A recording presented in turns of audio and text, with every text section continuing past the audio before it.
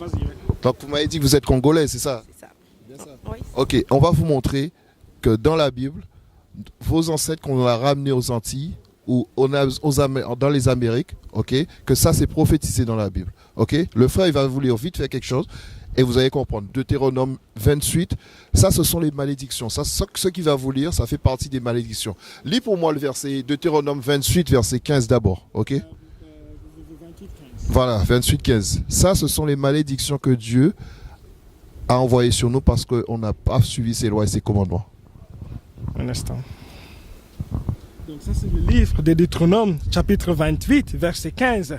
Mais si tu n'obéis pas à la voix de l'Éternel, ton Dieu, pour prendre garde de pratiquer tous ces commandements et ces statuts que je te prescris aujourd'hui, voici toutes les malédictions qui viendront sur toi et t'arriveront.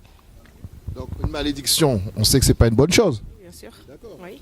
Ok, donc là, il dit que si on ne suit pas ses lois et ses commandements, il va y avoir des malédictions qui vont tomber sur nous. Ok. Là, on va vous montrer maintenant, on sait que le peuple d'Israël n'a pas suivi les lois et commandements. Donc, ils sont sous la malédiction. Ok. Et ça, on va lire encore. Deutéronome 28, verset 46. Ça, c'est le livre de Deutéronome, chapitre 28, verset 46. Et elles seront sur toi et sur ta postérité à jamais, comme un signe et une prodige. Donc, un signe et un prodige. Lorsque vous voyez l'enseigne du McDo au loin, vous savez, c'est un signe. Vous dites, là, il y a un McDo là-bas. Quand vous voyez une croix verte, vous dites, il y a une pharmacie. Donc Dieu dit qu'avec les malédictions, on va reconnaître le vrai peuple d'Israël. C'est ça qu'il est en train de nous dire. Pour reconnaître les vrais Israélites, c'est avec les malédictions parce qu'ils sont sous la malédiction. Et là, on va vous donner encore une autre malédiction. Deutéronome 28, verset 16 cette fois. Verset 16. 16. Ouais. Ça, c'est le livre de Deutéronome, chapitre 28, verset 16. Tu seras maudit dans la ville et tu seras maudit au champ. Tu seras maudit dans la ville parce que c'est nous qui vivons dans les ghettos. Nous, les soi-disant, on nous appelle Africains, mais nous ne sommes pas Africains. Il y a une partie qui est africaine, oui, mais tous les Noirs ne sont pas africains. Il y a les Israélites, ils sont noirs aussi, et ils sont partis en esclavage. C'est eux qui sont partis en esclavage, et c'est eux qui habitent dans les ghettos. Quand il dit qu'on sera maudit dans la ville, on sera maudit dans la ville, pourquoi? On va vivre dans les pires conditions. Vous voyez au Brésil, ils sont dans les favelas. Aux États-Unis, ils sont dans les ghettos. Même en France, en Belgique, on est toujours dans les pires conditions. Ok? On est d'accord, ça. Ensuite, il dit, donc tu seras maudit dans la vie et tu seras maudit au champ. Dans les champs. Qui est-ce qui était dans les champs de canne à sucre? C'est nous. Les champs de coton, les champs de cacao. C'est nous. Ça parle de personnes. Ce n'est pas les faux juifs qui sont là-bas en ce moment. Ça leur est pas arrivé, ça. Va au verset 33, s'il te plaît. Deutéronome 28, verset 33. Ça, ce sont toutes les malédictions, en fait. C'est pour vous montrer toutes les malédictions qui nous sont arrivées, en fait. Que ça parle à un seul peuple, ça ne parle pas à tout le monde. Les faux juifs, ça ne leur parle pas. Ça encore, on va le lire. Ça, c'est le livre de Deutéronome, chapitre 28, verset 33. Un peuple que tu n'auras point connu mangera le fruit de ton sol et tout ton travail. Un peuple que tu n'auras pas connu mangera le fruit de ton sol. Qui est-ce qui mange le fruit du sol de l'Afrique en ce moment? Les Occidentaux. C'est facile, hein? Oui. Qui est-ce qui mange le fruit du sol? Qui est-ce qui mange les richesses du sol africain? Les Occidentaux, les Américains, voilà. Oui. Voilà, c'est ça. C'est de ça qu'il parle. Il dit, reprends l'écriture. Verset 33. Un peuple que tu n'auras point connu mangera le fruit de ton sol Toutes tes richesses. et tout ton travail. Et tout ton travail, pourquoi il dit tout ton travail? Parce qu'on travaille gratuitement pour ces gens-là.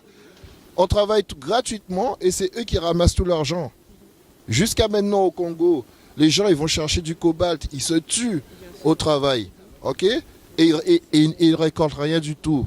Ça ne parle pas à tout le monde la Bible. La Bible c'est pour un peuple bien précis. Ça a été écrit par un peuple, pour un peuple. Le Christ, il n'est pas venu pour sauver tout le monde. Il est venu sauver les tribus perdues de la maison d'Israël. Et c'est les soi-disant Africains, soi-disant Congolais, Afro-Américains, Antillais, ou partout, on est dispersés partout. Et vous verrez qu'on est toujours dans les pires conditions. J'espère que vous avez appris quelque chose au moins aujourd'hui. Que vous êtes... Tu peux finir la verse. Vas-y, fini. Tu ne seras jamais qu'opprimé et écrasé. On est tout le temps opprimé et écrasé. Nous, partout où on passe, on est mal vu. On est méprisé. Vous rentrez dans un magasin, on vous regarde comme si vous êtes un voleur. On vous dénigre, vous savez. Ça ne parle pas aux faux juifs. Les faux juifs, ils sont bien. Ok. Donne-moi un dernier, Deutéronome 28, 68. 68. Là, vous allez voir vraiment que ça parle de nous. Le livre de Deutéronome, chapitre 28, verset 68. Et l'Éternel te fera retourner en Égypte sous des navires. Les Israélites, quand ils étaient en Égypte, ils étaient dans quelles conditions? De mauvaises conditions. Ouais. Ils étaient esclaves, en fait. Quand Moïse les a sortis de l'Égypte, ils étaient esclaves. Ok. Donc, quand l'Éternel dit, on va le lire tout de suite. L'Égypte, ça veut dire esclavage dans la Bible. Donne-lui Exode chapitre 20, verset 2, vite fait. Exode chapitre 20, verset 2. Parce qu'il faut comprendre un truc. Dans la Bible, tout est écrit. Tout ce que tu veux savoir, c'est dedans. Exode chapitre 20, verset 2. Ça, c'est le livre Exode, chapitre 20, verset 2. Je suis l'Éternel ton Dieu, qui t'ai retiré du pays d'Égypte, de la maison de servitude. Un autre mot pour servitude, la maison de l'esclavage. Dieu les a sortis son peuple de l'esclavage. Retournons de Deutéronome 28, 68. Ça, c'est le livre de Deutéronome, chapitre 28, verset 66. Et l'Éternel te fera... 68. Et l'Éternel te fera retourner en Égypte sur des navires. L'Éternel te fera retourner en esclavage sur des bateaux. Qu'est-ce qui est parti en esclavage sur des bateaux? Les Africains. Les Africains. En fait, vous dites Africains, ce ne sont pas des Africains. Parce que Moïse, il parlait un peu. Va pour moi dans Deutéronome 1.1. On va voir à qui Moïse il parlait. Ok? Parce qu'on pense souvent que ce sont les Africains qui sont partis en esclavage. Mais là, on va voir que ce n'est pas des Africains.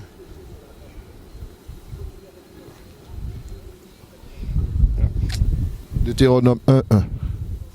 Là, vous allez voir en fait que Moïse, il parlait un peu bien précis. Ça, c'est le livre de Deutéronome, chapitre 1, verset 1. Ce sont ici les paroles que Moïse dit à tout Israël. À qui? Israël. Voilà. Donc Moïse, les prophéties qu'il a fait là, si vous suivez mes lois, vous serez au-dessus. Si vous ne suivez pas, vous serez en dessous. Il parle au peuple d'Israël. Ça veut dire que, retourne au Deutéronome 28, 68. Ça, c'est le livre de Deutéronome, chapitre 28, verset 68. Et l'Éternel te fera retourner en Égypte sur des navires. Donc, qu'est-ce qui est parti en esclavage sur des bateaux? Le peuple israélien. Le peuple. Les Israélites. Les Israélites. On pense que ce sont les Africains, mais je peux vous... Alors, continue. Par les schémas dont je te dis, tu ne les reverras plus. Tu ne le reverras plus, pourquoi? Parce que quand ils ont aboli l'esclavage, est-ce qu'ils ont renvoyé les gens chez eux? Ils les ont gardés. Ok, c'est pour ça qu'on ne le reverra plus, il a dit. Et là, vous vous vendez à vos ennemis pour être esclaves et servantes. Là, on ne s'est pas vendu. Ils nous ont vendus. Une fois qu'on est arrivé, ils nous ont vendus en tant qu'esclaves. Ok? Donc ça, on voit bien que ça parle de nous. Et il n'y aura personne qui vous achetez ou bien sauver. Il n'y aura personne qui va nous sauver en fait. Tous nos grands leaders qui vont essayer de nous sauver, ils vont être tués. Lumumba, Sankara, tous, Malcolm X, tous ceux qui vont essayer de nous racheter, ils vont être tués. C'est ça que ça dit. Et ça ne parle pas à tout le monde ça. Est-ce que c'est arrivé aux faux juifs qui sont là-bas? Non, ce n'est pas arrivé aux Africains non plus, c'est arrivé aux Israélites.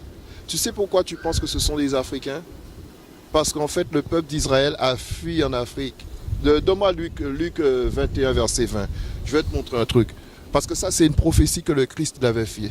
Quand Marie et Joseph ont fui parce que Hérode voulait tuer l'enfant, où est-ce qu'ils ont fui? Ils ont fui en Égypte. Ok. Marie et Joseph, quand Hérode voulait tuer Jésus quand il était petit, ils ont fui en Égypte le temps qu'Hérode y meurt. Et je vais te faire une prophétie, parce que Israël avait une frontière avec l'Égypte. Et c'est comme ça que donc, du coup, ce serait retrouvé en Afrique. Oui, alors on va te le lire. Tu veux 21? Tu veux 21? 21 verset 20. Ça, c'est le livre Luc, chapitre 21, verset 20. Et quand vous verrez Jérusalem environnée par les armées, sachez que sa désolation approche. Quand vous allez voir Jérusalem entourée par l'armée romaine, il va y avoir un grand massacre. C'est ça qui dit désolation. Alors que ceux qui seront dans la Judée s'enfuient aux montagnes. Ceux qui sont dans la Judée, c'est-à-dire qui habitent Jérusalem, fuient dans les montagnes. Les montagnes dont elle parle, c'est l'Afrique, c'est l'Égypte. Parce qu'ils y allaient à pied. Que ceux qui seront au milieu de Jérusalem se retirent. Que ceux qui sont dans Jérusalem sont retirés. Et que ceux qui seront à la campagne ne rentrent point de la ville. Ceux qui sont dans les champs ou à la campagne, il ne faut pas qu'ils viennent dans la ville, il faut qu'ils fuient vers les montagnes, ils fuient vers l'Afrique. Continue. Car ce seront des jours de vengeance. Et dans l'histoire, quand tu reprends l'histoire, en 70 de notre ère, Titus et Vespasien, deux Romains, cette prophétie s'est réalisée 70 ans après la mort du Christ. Parce que c'est une prophétie qu'il avait faite. Et il avait dit à son peuple, quand vous allez voir l'armée romaine environnée, fuyez en Afrique. Et dans l'histoire, il y a un livre qui s'appelle De Babylone à Tombouctou, celui-là, qui te dit que plus d'un million de Juifs ont fui en Afrique. Et ils sont restés là des siècles. Ils se sont mélangés avec les Africains. Et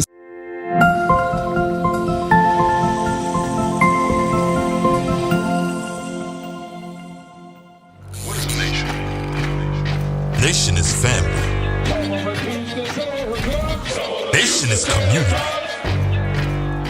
Nation is men leading by example.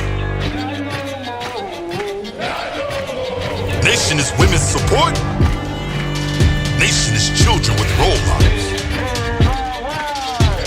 Nation is unity.